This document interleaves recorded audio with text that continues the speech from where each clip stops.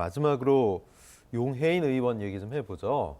기본소득당 대표로 뭐 잘 알려진 존재감 있는 비례대표 의원이었는데 새진보연합 상임선대위원장이죠. 지금 민주당 주도의 야권 비례대표 유성 정당입니다. 더불어민주연합에서 비례대표 재선에 도전한다라고 해서 또 논란이 되고 있습니다. 자, 그러면서 비례대표 5선을 지낸 김종인 의원을 빗대어서 리틀 김종인이냐 이런 얘기도 듣고 있고 21대 때 더불어시민당으로 비례 5번으로 의원 배지를 달았는데 더불어민주연합 당선권에 배정될 전망이다 이런 이야기들이 나오고 있습니다. 최 교수님, 예. 사실 비례대표 재선하는 분들은 뭐 간혹 있습니다만 연임으로 재선을 하는 게 찾아보니까 진짜 좀 드문 케이스더라고요. 어떻게 보세요? 두 케이스 정도가 있는 네네. 것 같아요. 그리고 이제 비례대표는 사실은 이제 전문성을 갖고 들어온다고 예, 예. 일반적으로 보고 그리고 나서는 지역구로 가죠. 그게 일반적이고요. 근데 비례대표를 연이어서 두 번을 한다는 거 상당히 이례적이고 바람직한 모습 아니라고 생각합니다. 저는 왜냐하면 비례 후보로 들어오는 분들은 또 새로운 분들이 전문성을 가지고 들어올 수 있는 길을 열어줘야 되는 거잖아요. 그렇죠. 그러니까 예를 들어서 국회의원들이 뭐 다 모든 분야를 알 수는 없잖아요. 그러나 정치인으로서 국회의원을 하시는 분들은 지역 주민들의 선택을 받아서 들어가는 거니까 전문성 관련된 무엇보다는 정치력을 잘 발휘하고 정무적 판단이 있으면 들어갈 수 있는 거예요. 근데 그걸 보완하기 위해서 비례대표 제도라는 걸 만들어놨고 본인이 이미 한번 들어와서 그런 역할을 하셨기 때문에 또다시 비례로 나가는 것은 좋게 보이지 않습니다. 그래서 저는 물론 이제 이해되는 측면이 이런 점이 있어요. 그러니까 그 소수 정당과 민주당이 함께 연합 비례 정당을 만들면서 합의했던 내용 중에 하나는 뭐냐면 네. 지역구 출마는 민주당만 하고 다른 소수 정당은 지역구에 후보를 내지 않는다는 거였거든요. 그래서 이제 본인이 나갈 수 없다고 얘기하실 수는 있는데 그러면 제가 이렇게 또 얘기해 볼 수 있잖아요. 꼭 본인이 다시 하셔야 되느냐 하는 부분은 다른 사람들은 되잖아요. 그렇죠. 그러니까 기본소득당에 이제 원래 출신이시잖아요. 그 소득당에 있는 또 좋은 분도 있을 수 있지 않겠나는 생각도 들어서 이건 조금 국민들의 관점에서 본다고 하면 연이어서 비례대표를 두 번 하시는 것은 그렇게 국민들한테 좋은 모습으로 네. 보이지 않는다. 이 말씀을 드리고 싶습니다. 정당 투표제가 도입된 17대 총선 이후로 비례 연임 재선을 한 게 송영선 전 의원 그리고 이태규 현 의원 두 분밖에 안 되고 이제 연임은 아니고 재선 비례한 분들이 박선숙 전 의원, 김진애, 이자스민 현 의원 이분들밖에 없더라고요. 대다수 이제 여성 의원 분들인데 리틀 김종인 얘기가 이종우 평론가님 안 나올 수가 없겠어요.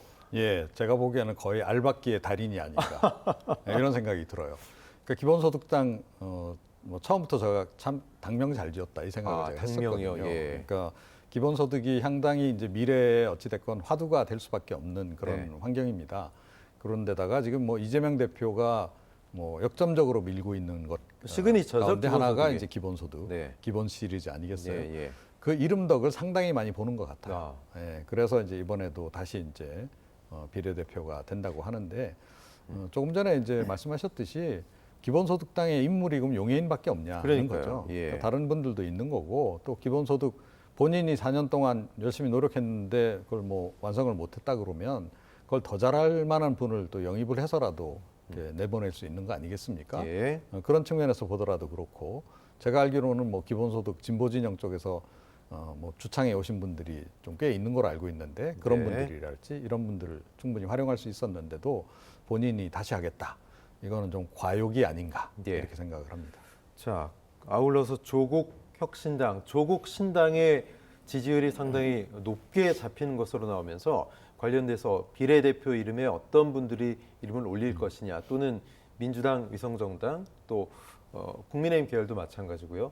과연 어떤 분들이 왜 의원 배지를 달아야 되느냐 국민들이 이해를 할 수 있어야 되는데 밀실공천을 하는 거 아니냐 이런 얘기들이 나오고 있습니다. 이종우 평론가 어떻게 보세요? 뭐 아무래도 이제 작은 정당 같은 경우에는 이제 그 일단 하겠다는 분들이 그렇게 많지가 않습니다. 네.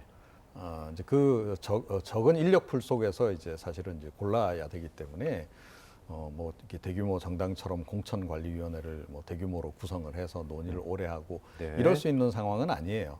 그래서 불가피하게 이제 약간 밀실공천 비슷하게 되는 측면은 있다. 다만 이제 밀실공천 하고 안 하고의 문제가 아니고 어떤 사람들로 이제 그 인적 그 구성을 하느냐 예. 이게 가장 중요할 거다라고 저는 생각을 해요. 그러니까 자기가 하고 개인적으로 뭐 당 대표가 예를 들어 개인적으로 가까운 사람을 꼽는 식으로 이런 식으로 네네. 해버리면 아무리 뭐 그 조국 혁신당이라 하더라도 이미지가 망가질 수밖에 없을 그렇죠. 거고요.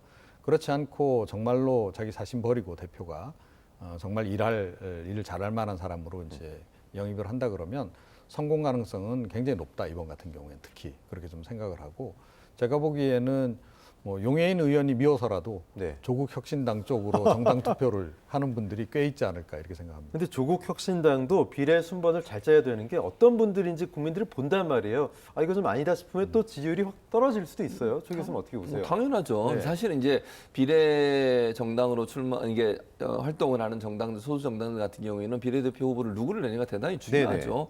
그러니까 당의 색깔도 보지만 사실은 비례대표로 나오시는 분들의 면면을 보고 정말 이 정당이 역할을 잘할 수 있겠구나 이런 생각이 들면 그 정당을 지지할 수 있다고 저는 보거든요. 예. 그래서 중요한 건 공천을 어떻게 하느냐. 비례 공천에서 정말 국민들의 시선에 맞고 국민들이 기대할 수 있을 만한 그런 인사들로 포진을 하게 되면 네. 그 정당은 선택을 받을 수밖에 없는 거죠. 근데 그게 안 된다고 하면 상당히 실망감을 주기 때문에 많은 부분 지지를 철회할 가능성도 있다. 네. 그래서 비례대표 후보들을 어떤 방식으로 뽑느냐가 대단히 중요하고 국민적 의사가 반영된 사람들 그런 인물들이 들어올 수 있도록 하는 제도를 갖는 게 중요하다 이렇게 생각합니다. 예, 이종훈 박사님. 과거에는 사실 비례대표 그때 이제 전국구 시절에는 뭐 정치연금을 얼마를 낸대더라부터 네. 그런 소리들도 있었고 20억 얘기가 있었죠. 그러니까요. 늘, 예. 또 대표가 뭐 내가 네다섯 석 정도는 챙길 수 있는 거 아니야 이런 얘기도 있었잖아요. 근데 요즘 좀 상황이 다르지 않습니까? 그렇죠. 그런 공천 장사하면 이제 그야말로 폭망합니다. 그러니까요. 한순간에 이제 그 망해버리기 때문에 네. 그렇게 해서는 절대 안 되고요. 뭐 개혁신당 쪽도 마찬가지고 뭐 이제 조국 혁신당도 마찬가지인데 혁신을 지금 강조하고 있잖아요. 네. 그렇다라고 한다면 정말로 혁신적인 그런 라인업을 구축을 해야 된다 이렇게 생각을 하고요. 그러니까 그 라인업 구축하는 거 저는 그렇게 어렵지 않다라고 생각합니다. 네. 왜냐하면 이 비례대표의 본래 성격이 뭐냐면 사회가 굉장히 다원화되고 있고 다원화되는 사회에서 이제 어떻게 보면 굉장히 분야가 다양해졌잖아요. 다양한 분야에 있는 전문가들을 데려와서 그쪽에 어떤 이해관계라든가 의견 이런 거를 투입시키기 위해서 하는 거란 말이에요. 누가 봐도 수긍할 수 있는 그렇죠. 분들? 그러면 뭐 이제 청년도 들어갈 거고 여성도 들어가고 소상공인도 들어가고 네. 뭐 이제 스타트업 대표도 들어가고 뭐 이런 식이 이제 되는 거 아니겠습니까? 그렇게 라인업을 짜는 거기 때문에 그 인적 구성을 잘하면 된다. 네. 그리고 어찌됐건 그 해당 분야에서 이렇게 좀 조금만 알아보면 역량이 검증된 분들이 있어요. 젊은 네. 나이에도 굉장히 역량 검증된 분들도 많고 그렇기 때문에 그런 분들로 라인업을 잘하면 뭐 의외로 그 정당 투표 많이 가져갈 수 있다 이렇게 생각합니다. 최 교수님, 근데 민주당에서는 물리적 시간이 부족해서 이런 말을 했는데 이게 오히려 좀 진화를 하는 게 아니라 논란을 부추기고 있어요. 아니 시간이 없다고 대충 해도 되는 거냐 이런 얘기도 있거든요. 근데 그러니까 저는 미리 준비했으면 되잖아요. 네네. 지금 전략공관위에서 비례대표 후보들을 공천하겠다고 하는 건데 이걸 그러면 미리 준비했으면 사실은 시간이 없다는 얘기를 안 하겠죠. 네. 근데 그걸 안 하고 있다가 갑자기 시간이 닥쳐가지고 지금 하려다 보니까 시간이 부족한다는 얘기를 하는 거잖아요. 저는 아까도 말씀드렸습니다. 민주당도 마찬가지인데요. 저는 국민들의 의사가 반영된 공천 과정이 반드시 필요하다고 생각합니다. 비례대표 같은 경우는 더더욱 네. 그렇습니다. 그 지역구야 정무적 판단이 필요하지만 이 비례대표 같은 경우는 국민들이 정말 원하는 사람, 국민들의 시선에서 관점에서 정말 좋은 인물이라고 얘기되는 분들 이런 분들이 들어오게 해야 돼요. 그러면 국민들이나 당원들의 의사가 반영될 수 있는 그런 공천 과정이 필요할 텐데 전략 공간에서 그걸 하겠다고 하니까 이게 제대로 될지 걱정되는 부분이 분명히 있습니다. 저는 미리 준비하지 않은 부분에 대해서는 좀 아쉽고 이 부분을 조금 더 오픈해서 공개적으로 일반 국민들이나 당원들의 의사가 반영될 수 있는 공천 과정이 이루어졌으면 좋겠습니다. 네, 두 분과 말씀 여기까지 나누겠습니다. 이종훈 평론가, 최진봉 교수님 고맙습니다.